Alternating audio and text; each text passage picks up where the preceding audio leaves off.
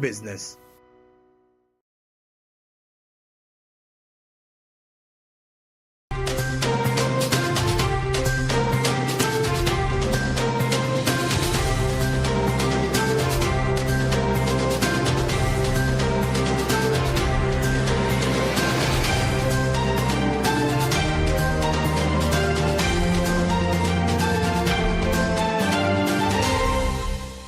A great warm welcome once again. This is the business edition running here on Smart 24 TV. We're going to have a look at the stories that we managed to compile for you here on Smart 24 TV. My name is Pedison Mumbere and I'll be right back. Just stay around. A great welcome once again. The business edition starts now. Like I said, we're going to start in the capital, Nairobi, that's in the Democratic Republic of Kenya, where their opposition leader Raila Odinga called off the chaotic protest and the impact on dialoguing with the ruling government of William Ruto. And this opposition leader has been accusing the government of the high cost of living and the malpractices that happened during their election. Let's have a look at this very story.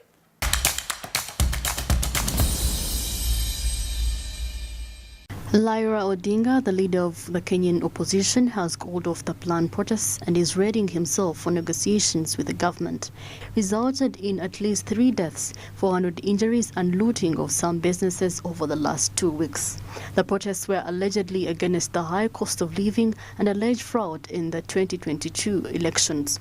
Mr. Odinga has accused the government of failing to address the economic hardships in ordinary Kenyans in the elections. President William Ruto appealed to Odinga to call off the protests and engage in talks with the government to address the issues facing the country. In a statement, Ruto expressed his commitment to resolving the issues raised by the opposition and called for peaceful dialogue. Our country's image and history in the League of Modern Nations has been at stake in the last 2 weeks. The country's economy has been hit hard at a time when my administration is doing everything possible to salvage the economy from the deep hole where we found it. My administration has instituted solid measures and policies to attract investors and through their investment create opportunities for millions of our young people to realize their potential, amongst many of the other issues that we are doing as government.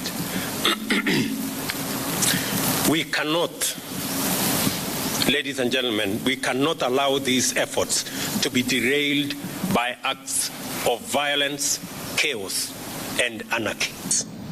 I urge my brother Raila Odinga and the opposition to call off the demonstrations and to give this bipartisan approach a chance for us to take the country forward.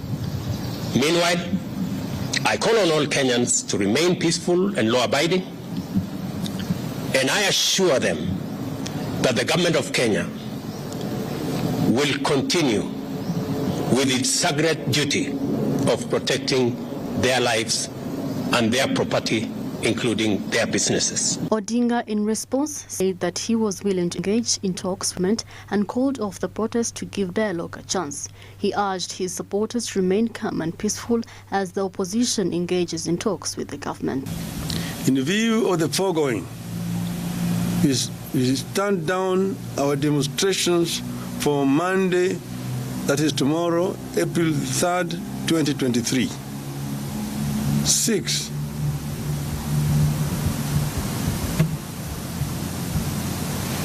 But in doing so, we want to emphasize that the right to assemble, to demonstrate, petition, and speak are ironclad as provided for in our Constitution.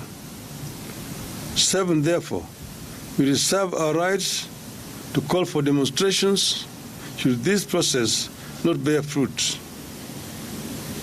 Should there be no meaningful engagement or response from Hon Ruto to our counter-offer, we resolve to resume our demonstrations after 1 week.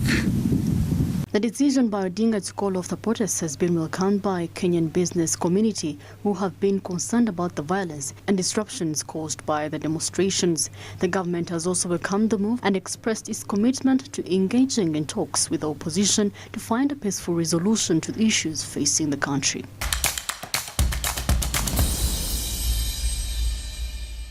Yeah, that's what happened in Kenya over there. Of course, even the Bank of Kenya chose the opposition leader, Raila Odinga, that these protests are costing the economy a lot because they lost billions and billions of money. Because remember, businesses were getting down there because of the protests. So embarking on dialoguing, I think that's the best way to go. Now let's get to another story here that happened in Jinja town, whereby billions of money were turned into ashes when fire gutted one of the biggest buildings that had businesses over there. Of course, we had our correspondent there who brought us all these pictures, and let's have a look at what happened over there in Jinja.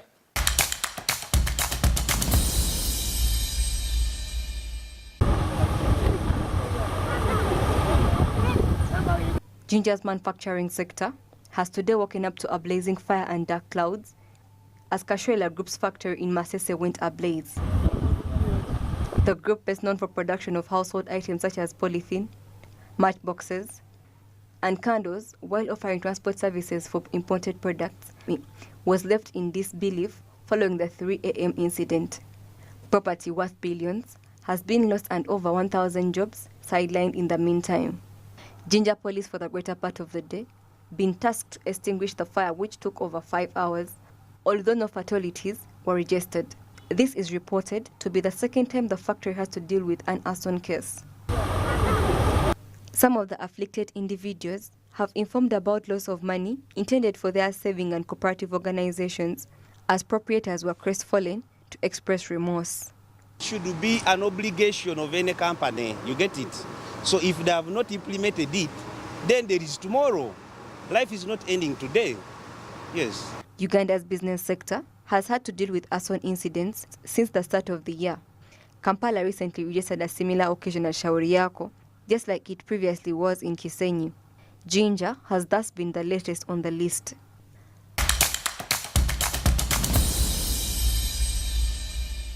Yeah, that's what happened in Jinja there, and properties worth billions being lost in fire that gutted one of the biggest buildings that had businesses over there, and that is something that we need to avoid. Sometimes fires comes because of electricity and very many other reasons, so we ought to be serious in that town. Now, getting to another story here, the Uganda Development Bank, the only finance institutions that helps small and medium enterprises here to raise their businesses, unveiled a 50 billion climate facility that is going to make sure that we run or we go green economy here in Uganda. And then this program was announced or was launched in Kampala at Mistil.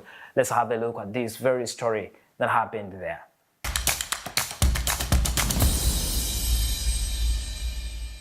Climate change has become a reality world over, and its effects heavily impact the micro, small and medium enterprises that generally depend on natural resources for their livelihoods.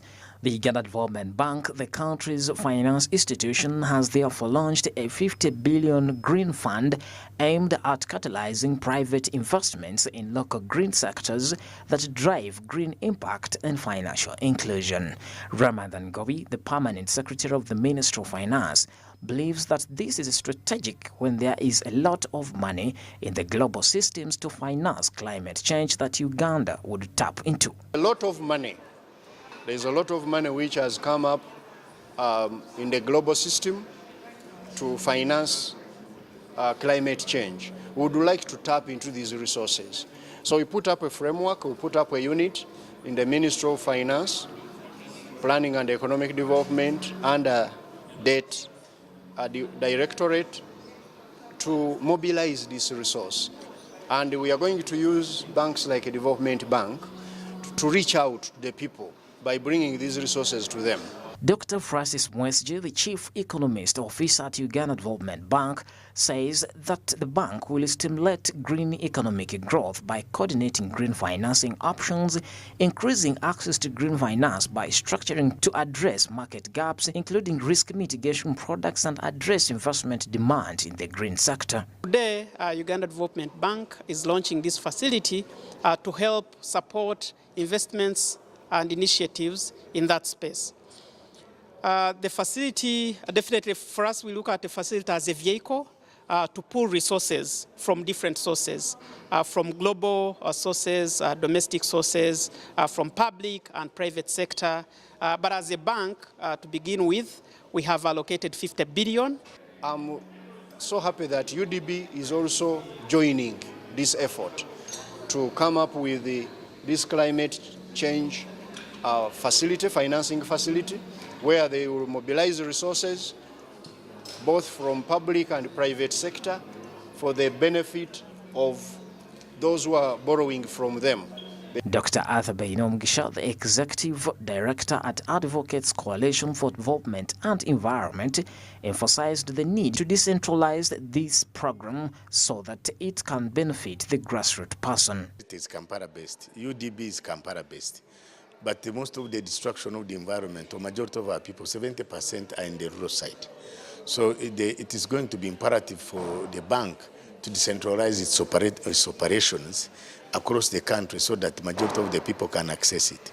But even when they access it, it is important to note that most of the people are not they are informal. They are in the informal sector. They don't have businesses that that keep books of accounts, that have reports, that do the audits. And so they may need to make less stringent their conditions so that the majority of the people can qualify.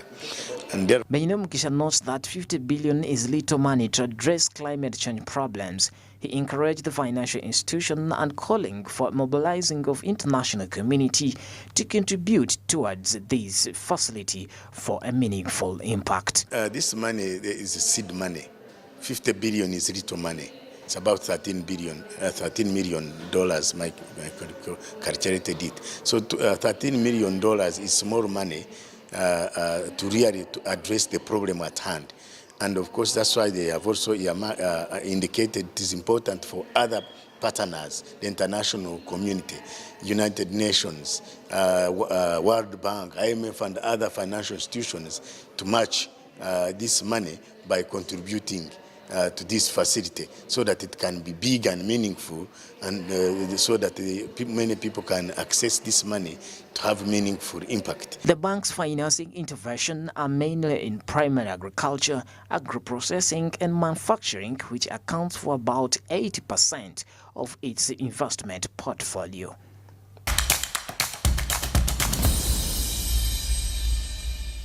That's the Uganda Development Bank trying to come up with different initiatives to make sure that the economy go green. I saw the chief economist there, Francis Mwesje, trying to highlight most of the points there and trying to highlight or telling the country how the medium and small enterprises or how businessmen are going to access this money on low interest rates. Now getting to the story here, I saw the Deputy Speaker of Parliament, Thomas Tayebwa, was not happy because of some of the ministers who are shunning the plenary. And over there, the Deputy Speaker, Thomas Tayebwa, had to suspend the plenary for 20 minutes so that the opposition and the government reach a common goal. And this has been a very big problem when it comes to our ministers' absenteeism or not attending some of the plenaries over there. Let's have a look at this very story.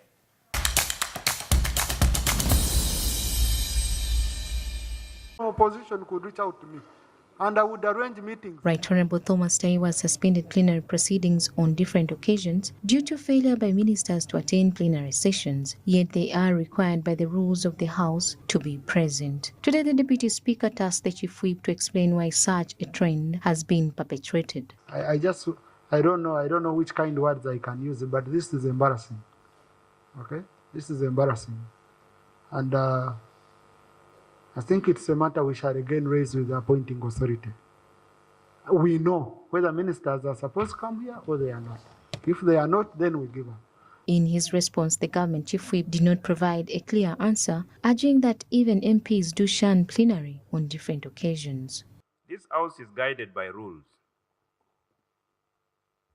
And for me, apart from specifically speaking about ministers, I believe that we must be asking ourselves, where are they? Because even if we do physical counting here, honorable members, fine. It's a statement of fact. On order, because, Mr. Speaker, you cannot use the absence or the poor attendance of the entire membership of the House to justify the conspicuous absence of ministers. Mr. Speaker, it is clear in the Holy Books that to whom much is given, much is expected. With a solemn tone, Honorable Taiba directed the Parliament administration to keep an updated roster so that such ministers may be named and shamed. Crack, we are going to be getting the rota for that day. When I reach here, I start calling. I say, you submitted the rota as a ministry. On this day, the Honorable so and so, you're the one who is supposed to be here. Because we agreed, we have many ministers in the ministries and work must go on. So I know like on a Thursday for Ministry of Roads, it's General Katumba Wamara. The legislators have advised the government chief whip to whip his ministers before plenary sittings begin to avoid such occurrences in future.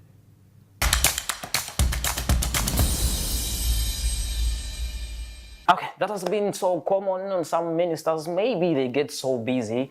Some of them get so busy when they get ministerial posts. They tend to be so busy and maybe they find it hard to attend the plenary over there. But the Deputy Speaker of Parliament, Thomas Taiba, was not happy because of this. And I think they will take this to another step. Now, getting to another story, the Bank of Uganda monetary statement has been released, and according to statistics coming from the Bank of Uganda, saying that the Bank of Uganda has released its monetary policy statement for April, with the central bank rate maintained at 10%, containing inflationary pressures, sustainability over there. And I saw the Deputy Bank of Uganda, Michael Ego, trying to make a lot of statistics there. Let's have a look.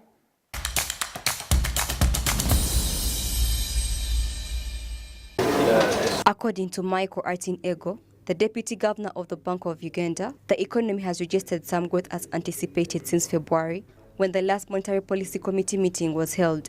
He noted that inflation has reduced from 9.2% to 9.0%, which is in line with the projections made earlier, with the economic activity influenced by the high-frequency indicators and moderation in growth reflected by the tight monetary and fiscal policies. The Monetary Policy Committee, MPC, maintained the central bank rate CBR at 10%. The economy has broadly evolved in line with our expectations at the February 2023 MPC meeting. The March 2023 data from the Uganda Bureau of Statistics indicated that annual headline and core inflation dropped to 9% and 7.6% in March 2023 from 9.2% and 7.8% in February 2023, respectively. Economic growth remains on a recovery path, averaging 6.8% in the first two quarters of the financial year 2022/23, and this was supported by a stronger recovery in services and agricultural output.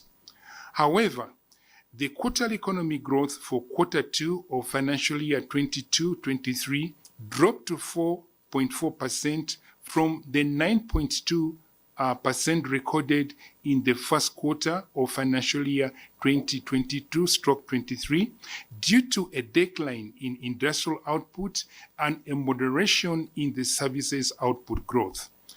The economy is still facing challenges, such as a heavy debt burden, which is leading to a contradiction between fiscal operations and budget projections. This has resulted into financial instability, a decrease in the external financial gap, high interest rates that affect the cost of living. fiscal deficit is much lower than what had been projected before. I think the difference between what had been projected and what came out is around 1.5 trillion or so. Now, and that is in spite of the increase in debt servicing. You are absolutely right, yes, there was high interest payment because yields rose, the yields on government securities rose, and therefore requiring more money to service the debt. But overall, what the government did in the under fiscal consolidation is that it had to cut some other expenses and then pay obviously the interest component. The banking sector is not only well capitalized, but also manifests substantial liquidity, making it capable of absorbing any potential interest rate shocks and continuing to provide credit to the economy. The strength of the banking sector is likely to boost the overall resilience of the economy. There is no bank that holds more than 25% of its assets in government securities. So even a proposed increase in interest rates would not cause a shock to significantly erode their liquidity or their capital. So from that, in terms of their resilience to interest rate shocks, the banks in Uganda, all without exception, are actually resilient to that. Now, if the issues that happen with the global banks, would that in fact impact the banking sector in Uganda? Not entirely. There was initial scare, but right now, if you even look at the share prices for some of these banks that were having a bit of a hiccup, to use your words, they've restored back their share prices. The Monetary Policy Committee projects economic growth in the 5.5 to 6.0% range for the financial year 2022-2023. The shilling is also expected to face pressure due to the increased external financing requirements. This, combined with the lower export to import prices and the slower export volume growth, is predicted to result in a current account deficit of 7.4% of the GDP over the next 3 years, which will hinder economic growth.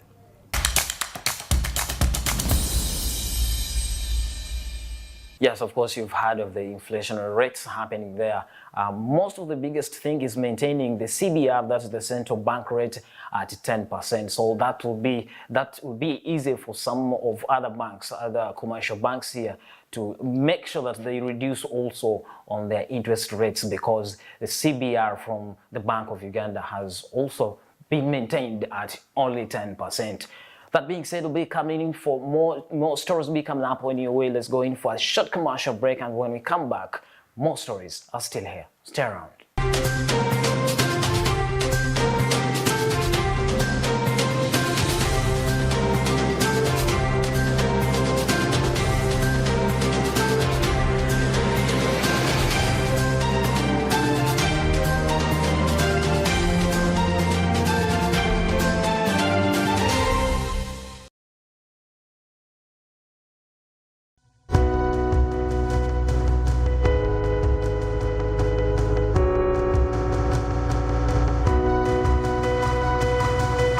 Smart 24, driving business.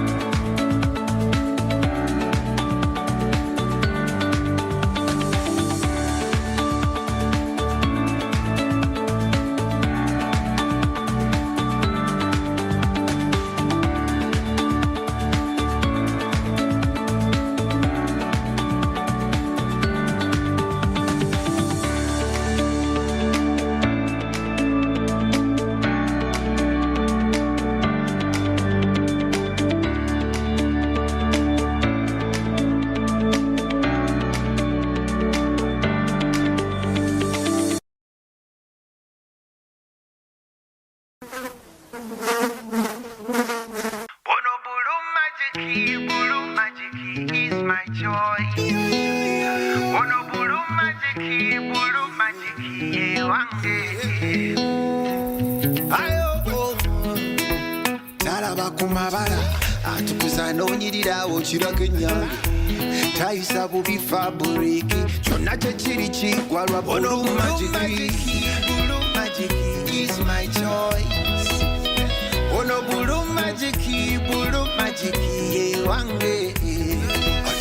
And the blue magic is my choice. Hey, ono blue magic, ye wange. Let's live it up and party and have cracking good fun. When it comes to edutainment, DSTV's #1. Is everybody ready to go? We've got the zaniest characters to transport you away. The party is cracking, so why not come play? You're gonna love it. We've got so many channels and a ton of new shows, like Disney and Nickelodeon, where anything goes. So live it up with DSTV. We bring the fun. You know we're #1. Gambiso bugabi dungaza MTN Freedom Bundles ezetine bukomo nyega star M00 star 2 hash ninga my MTN app ahabwa bundles nyamwingi twena hamwe tine chukuturema.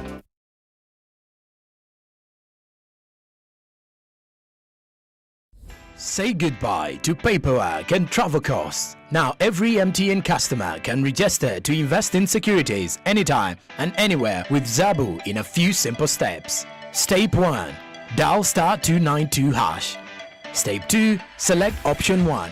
Register with Zabu. Step 3. Enter your full names. Step 4. Enter your national identification number. Step 5. Enter your national identification card number.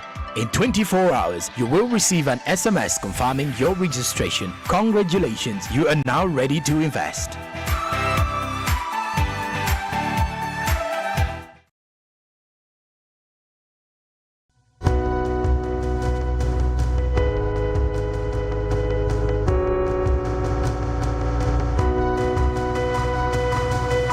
Smart 24, driving business.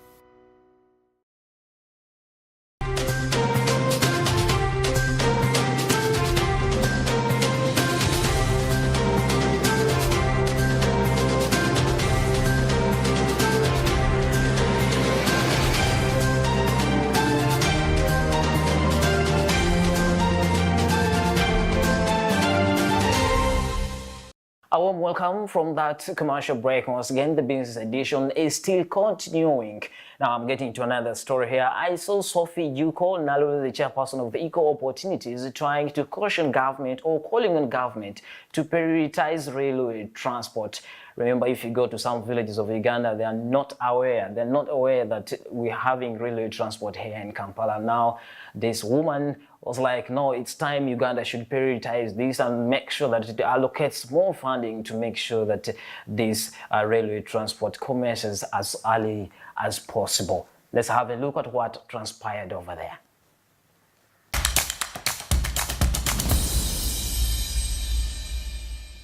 Uganda's railway infrastructure hasn't been effective since the exit of the RVR, and challenges of the upgrade where the current meter gauge does not favor fast movement. Although government is still on course for the SGR with a whopping $6.69 billion injection borrowed from the Chinese Exim Bank, it has been advised to consider prioritizing the Works Ministry in the incoming financial year is trade and transformation. In her address to the media, the chairperson of the Eco Opportunities Commission, Ms. Aisha Narure, highlighted the construction of the standard gauge railway as being a major concern that needs urgent attention in the coming financial year. Of strategic projects such as the commencement of the construction of the standard gauge railway and finalization of the rehabilitation of the meter gauge railway. These two projects alone will result in reduced travel time, reduced congestion on our roads, and most importantly, reduced cost of doing business for the vulnerable. I also wish to commend His Excellency the President, Cabinet, and your ministry for the direction you provided in the first and second budget call circulars that deliberately minimize the attendance of technical staff budgeting for themselves instead of budgeting for the people of Uganda. The pronouncement to put a ban on procurement of vehicles, travel abroad and reduced expenditure on workshops is very commended. Madame Nalule said that the budgetary allocation of only 30.6 trillion towards the service delivery could not be enough to meet the desired service delivery goals in the next financial year. Accordingly, out of a national budget amounting to 50.871 trillion for financial year 2024, only 30.4687 trillion is allocated for service delivery. In his assessment, the Minister of Finance, Acting Budget Director, Mr. Magona Mweru Ishmael, advised government adopt a clear strategy to be employed while identifying budget priorities. I think we need jointly to agree that we need a clear strategy, maybe to help these missions to ensure that whatever they do actually addresses the issues or the factors which are taken into account when we are doing the assessment. Of course, it might maybe require that we probably use a fairly, toned down tool. Today, the Equal Opportunities Commission has taken the budget report to Parliament for further review and consideration. It remains to be seen whether the Commission's recommendations shall be adopted by Parliament.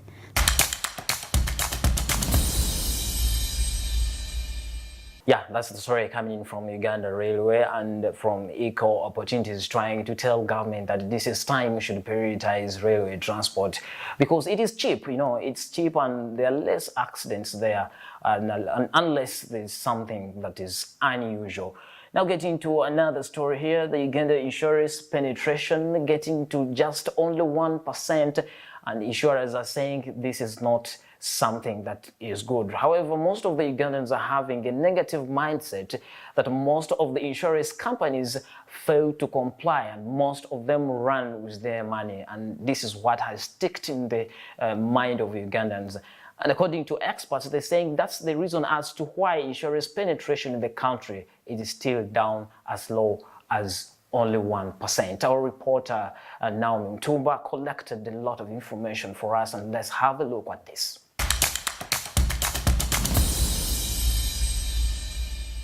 Insurance penetration in Uganda has remained below 1% for years, owing to public perception that insurance companies do not easily pay or compensate policyholders when losses occur.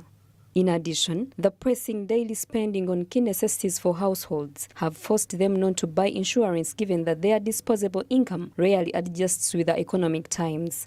Many Ugandans have not been able to uptake life insurance due to lack of knowledge. Insurance I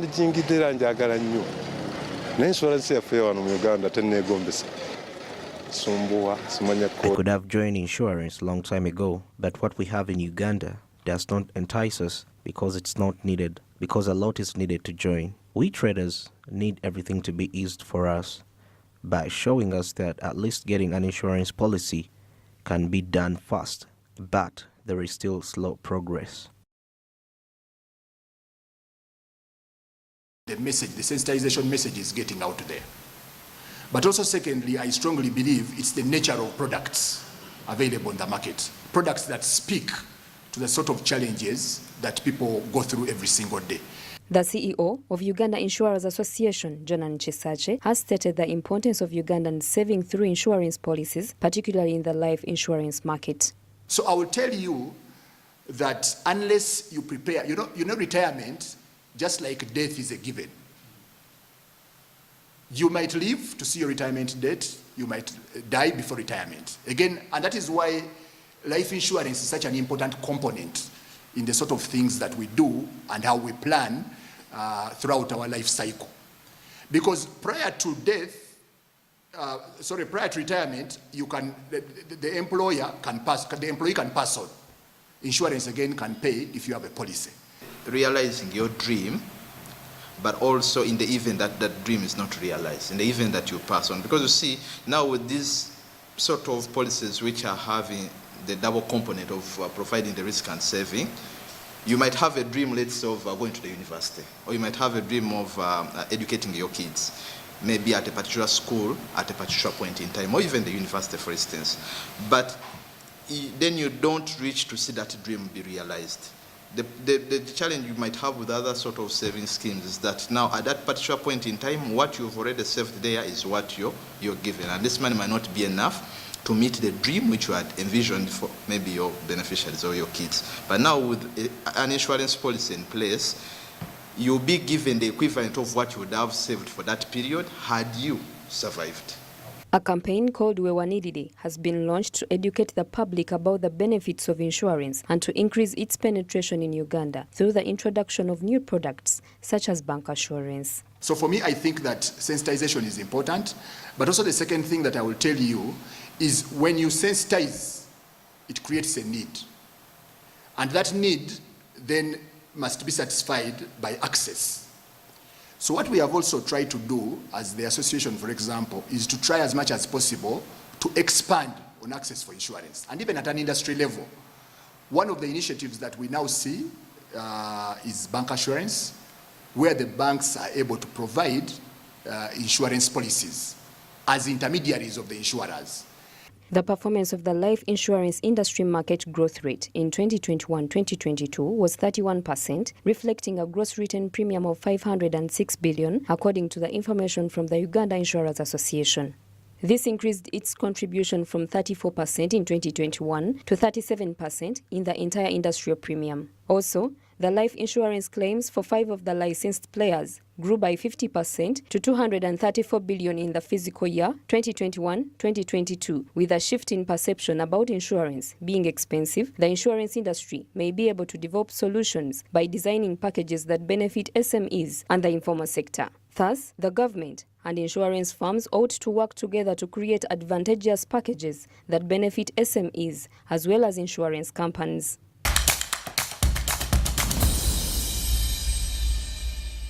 Yeah, so that's the penetration of insurance in the country, and I think this is the high time we should embark on insurance. Like we've been saying here at Smart 24 TV, like it's very important to make sure that we get to insurance, because anytime anything can happen. You can lose your hotel, you lose your car anytime. So when you're under a certain insurance, that means you'll be sure that your car is going to be replaced or something like that. Now getting to another story here.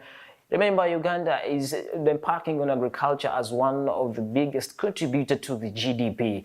Now we're going to have Agricultural Extension Week, but most of the farmers decried of lack of extension services in the villages, and they're saying this has hindered, or this has made them lose a lot in agriculture because they lack knowledge. Let's have a look at this very story.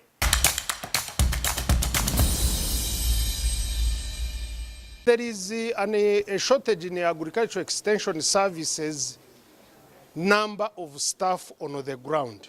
A number of countries took bold steps to modernize agriculture through enhancing agricultural extension, a sector that is key to increasing farmer knowledge, but things appear to be different in Uganda.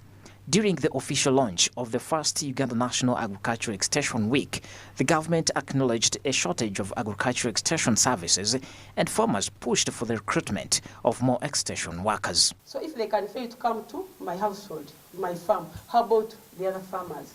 So they are really too few to make an impact.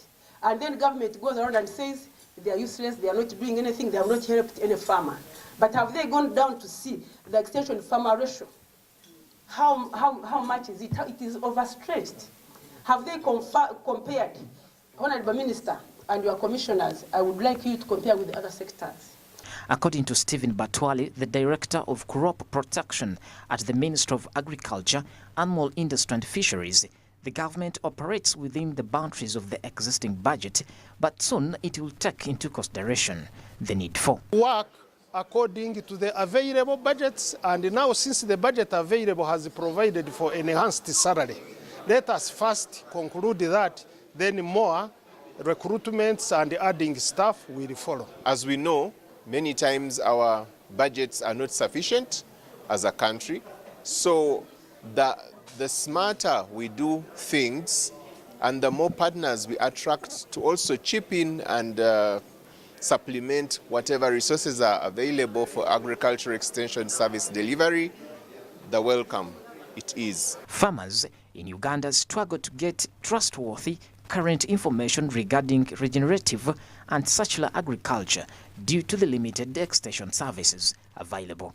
They are worried that the limited number of extension workers now on hand may cause the parish development model adoption to stumble in its early phases. Currently, we are even going to meet the Committee of Agriculture, that is at Parliament, to discuss the budget that has been submitted because the extension grant has now been scraped off.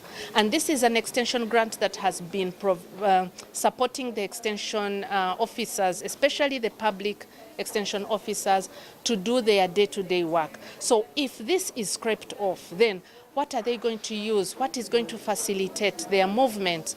Because this has been scraped off. According to Farm Radio International, FRI, in Uganda, 80% of the households in the country are involved in agriculture, with rural communities having even bigger numbers. However, only a fifth of these receive extension services.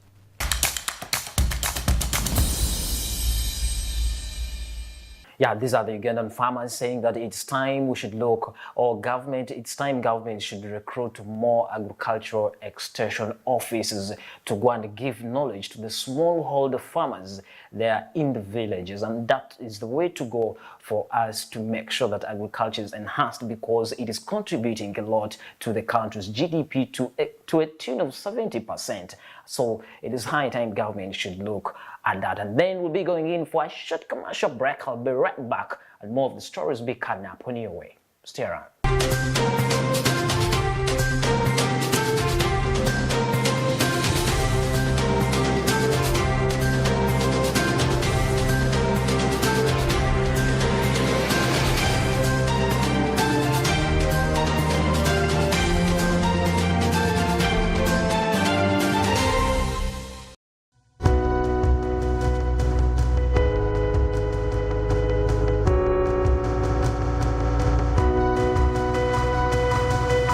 Smart 24, driving business.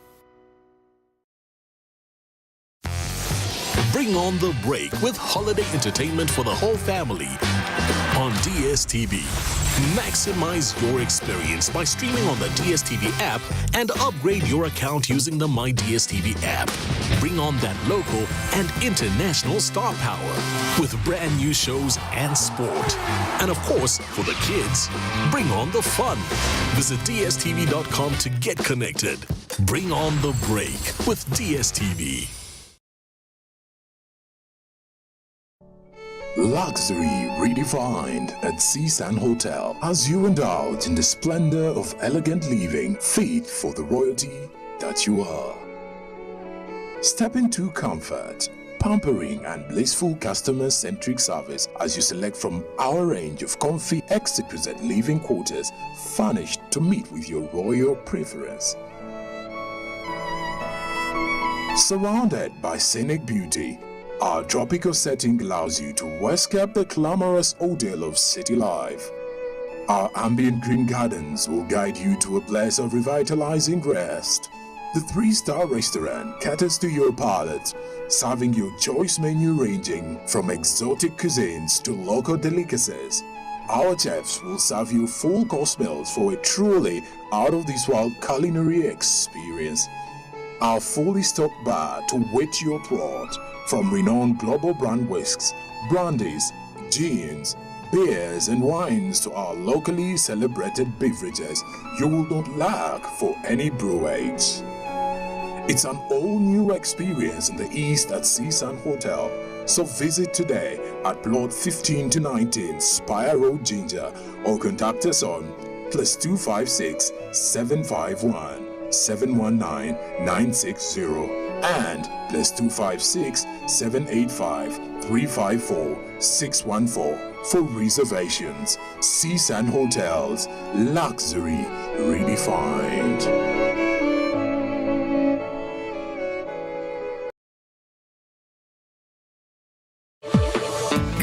so bugabi dungaza MTN Freedom Bundles ezetiine bukomo nyega star M00 star 2 hash ninga my MTN app ahabwa bundles nyamwingi twena hamwe tine chukuturema.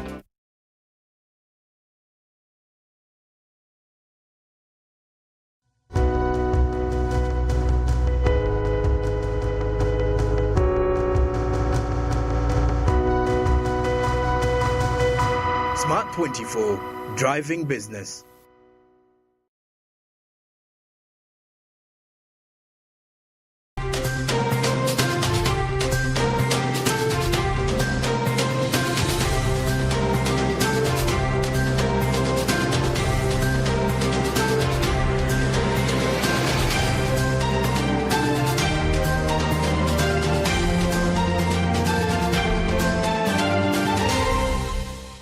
Welcome back from that commercial break. Let's look at the government's move to tax all the digital companies that are giving digital services in the country.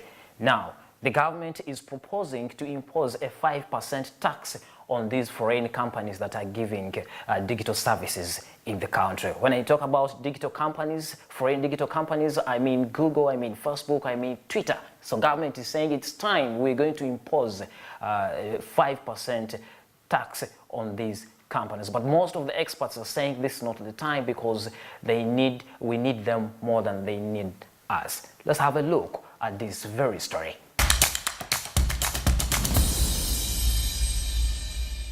The Minister of Finance has proposed levying a 5% tax on all profitable digital companies in Uganda. Concerned experts have responded to this plan by calling it double taxation and saying that government is putting these corporations at a risk of seizing their digital services in the nation despite the fact that Uganda needs them more than they do. Should this tax be imposed, we're looking at so many hindrances where we are right now.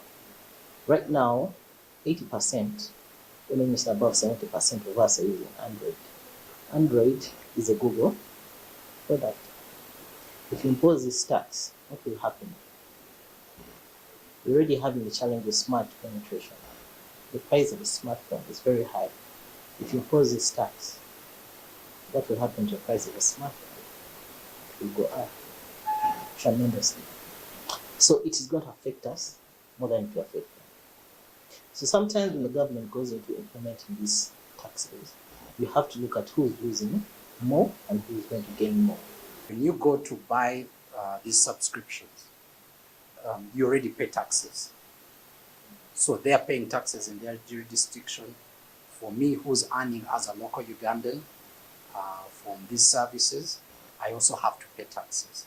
So it's going to be double taxation on both sides. The government is proposing to add a new clause to Section 86A of the Principal Act and impose a tax on non-residents who provide digital services in the Income Tax Amendment Bill 2023.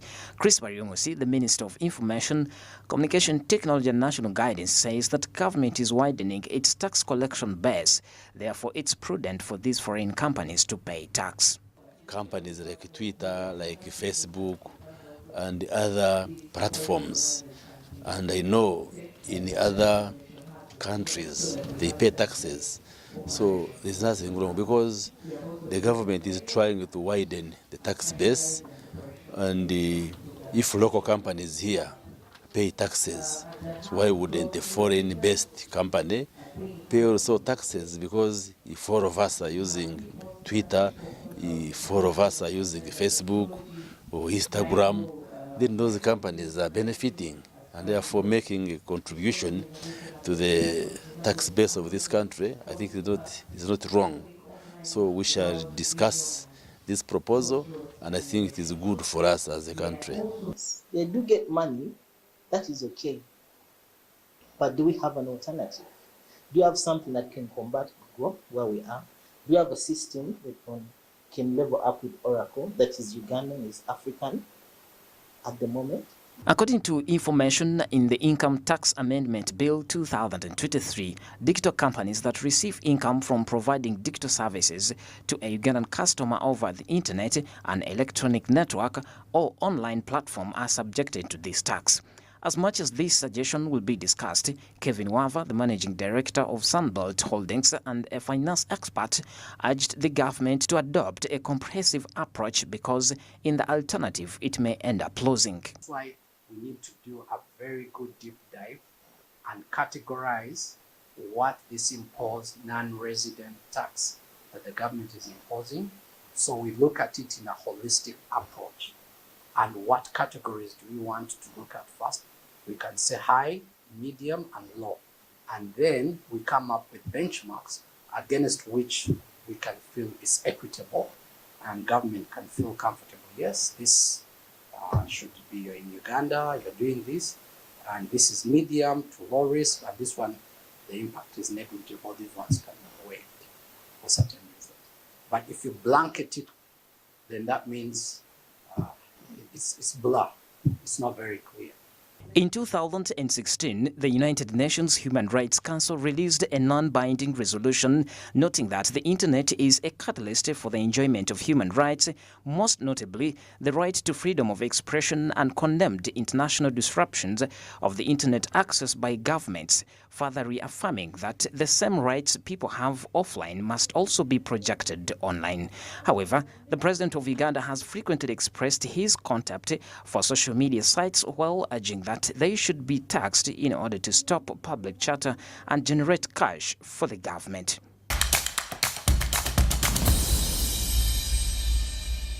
Yeah, that's about the digital services penetration in the country, because more experts are saying now this is not the time Uganda should embark on this or taxing these foreign companies that are giving us services. Because if they withdraw, what is going to happen? For example, if Android withdrew its services in the country, what is it that is going to happen here? But of course, they are saying that all these companies are also paying tax in other countries.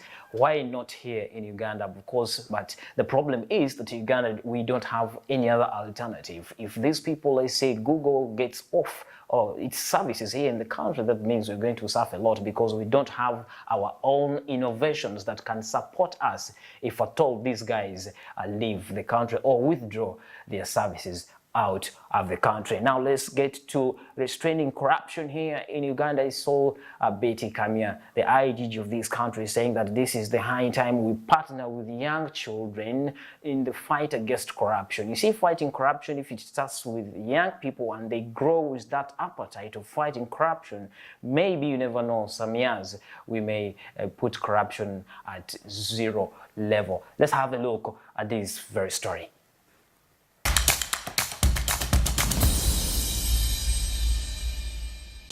Tell you of how I lost my dear mother and the watch of a doctor who came in late and refused to help my bleeding mother because he did not have a pair of gloves and we did not have the money to pay for his tip in what is supposed to be a public hospital. Oh, we should talk about those at the airport that got their jobs through connections and go ahead to rubbish a poor man, search for greener pastures, and to the trash can they throw their dreams of traveling abroad simply because they cannot afford a 200K bribe. Anti-corruption agencies that include Inspectorate of Government and State House Anti-Corruption Unit have partnered with the national debate to engage young people on anti-corruption initiatives for over 3 years. The Inspector General of Government, Betty Kamia, says corruption isn't only ravaging government but also private sector, emphasizing boldly that more than 50% of people running this country are corrupt. To rise up against corruption, that is the only way that corruption will end. So the procurement person in a national medical stores who comes from, say, Rakai, Diatonde, where I come from, they give him 10 billion shillings to go and buy medicine. He doesn't buy medicine. He goes back to Rakai and constructs a hotel and buys a VX and goes for a holiday with his company. You take your child to hospital, public hospital, there's no medicine, there's no equipment, your child or your person dies. Then your neighbor, who did not buy medicine in the hospital, comes to commiserate with you and says that I am sorry, they give you the 500,000 to buy a coffin. And you know what we do? Oh, we thank them so much, and we put them high on the list of people to thank. This is a wonderful neighbor, and we shall never forget you in our family, what you have done, what you have done. This is the thief who stole the money for medicine, which is why your child died. Now he comes and buys for you a coffin, and you hail him. On 7th this month, members of the Leadership Code Tribunal asked public servants to submit their declarations for income, assets and liabilities to the Inspectorate of Government, just as it was with the Speaker of Parliament. In a bid to amplify the zero corruption agenda, PPDA is collaborating with government to achieve the same among the registered public and private companies. Expected to behave in a certain way. And through the Leadership Code Act, that is why public officers are required to declare their assets, wealth and liabilities to the Inspector General of Government, so that we follow your progress. If you declared one house this year, next year declare 3 houses. Or if you don't declare, and we know that you have it, non-declaration, false declaration, under-declaration, all those are offenses under the law, because the leader must be put on a pedestal where scrutiny is part of the job hazards once you set yourself up to be a leader. You must have heard that even at Uganda Registration Service Bureau, now companies must declare by submitting that declaration form who is the beneficiary of this. And that PPDA, also in these contracting processes, if you are bidding, every contract must declare who is the beneficiary. And that will help us in finding out where the beneficiaries are government officials, especially those who are making decisions in those contracts. Some members of parliament who are passionate about the fight and corruption crusade have expressed what exactly is at stake while tackling the vice. Now procurement, you're procuring an ambulance in KCC at 1 billion, and we know that ambulance is a 2013 model. It is on the boat at 80 million. You have bought it at 1 billion, and you have followed all the procedures. The IGG, the Auditor General, cannot touch you because you have followed all procedures and you have beaten government at its own game. Now we want to follow you. That money you have, where have you gotten it from? And though Mzee said that some of these guys are not investing the money abroad, that they are investing it here. But when IGG, if you begin the crusade, I was in Dubai when I was hiding from Uganda for 3 months. I know most of those people I'm talking about, they have 3 years mansions in Dubai. They are the customers of Damak. They are the customers of Emar. Actually, Emar all the marketeers of Emar are in Africa than anywhere in the world because they know where the money is. Uganda has been consistently ranked among the most corrupt countries in the world by the various indices and reports. The World Bank's Worldwide Governance Indicators for 2020 gave Uganda a score of 20.8% out of 100 for control of corruption, indicating a very high level of corruption and still remains a big challenge.